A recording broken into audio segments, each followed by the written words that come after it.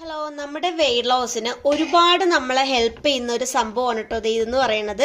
അപ്പം രാവിലെ തന്നെ ഞാൻ അത്യാവശ്യം നമ്മുടെ ക്യാബേജ് എടുത്തിട്ട് ഇതേ തോരൻ വെച്ചിട്ടുണ്ട്. അപ്പം നമ്മൾ തുടങ്ങുന്ന ഈ ഒരു ഡയറ്റിൽ നമുക്ക് ഒരുപാട് നമ്മളെ വെയിറ്റ് ലോസ് ചെയ്യാൻ ഹെൽപ്പ് ചെയ്യുന്ന ഒരു സംഭവമാണ് നമ്മുടെ ഈ ഒരു ക്യാബേജ് തോരൻ. ഇത് ഉണ്ടാക്കുന്ന സമയത്ത് ശ്രദ്ധിക്കേണ്ട ഒരൊറ്റ കാര്യം എന്ന് പറഞ്ഞാൽ നിങ്ങൾ ഉപയോഗിക്കുന്ന ഓയിൽ കോക്കനട്ട് ഓയിൽ ആയിരിക്കണം. അതുപോലെ തന്നെ നമ്മൾ ഇതിലേക്ക് നമ്മുടെ സവാള അങ്ങനെ ഒന്നും ഇടണ്ട. നമ്മുടെ കോക്കനട്ട് ഓയിൽ ഞാനിപ്പോൾ ഇന്ന് ഇട്ടപ്പോൾ കുറച്ച് സവാള ഇട്ടു, കാരണം ആദ്യം ഒന്ന് ചിന്തിച്ചില്ല, അതാണ് കാര്യം.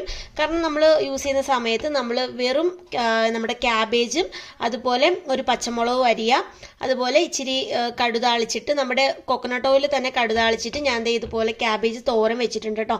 അപ്പോൾ നിങ്ങൾക്ക് തേങ്ങയൊക്കെ ഇടാം, ഒരു കുഴപ്പമില്ല. നിങ്ങൾക്ക് ഉച്ചയ്ക്കാണെങ്കിലും ഒക്കെ നമ്മൾ ചോറിനൊക്കെ പകരം ഈ ഒരു ക്യാബേജ് തോരനോ അല്ലെങ്കിൽ നിങ്ങൾക്ക് അതിൻ്റെ കൂടെ ഫിഷ് ഫ്രൈയോ അങ്ങനെ എന്ത് വേണമെങ്കിലും കഴിക്കാം. അപ്പോൾ ഇതാണ് കേട്ടോ.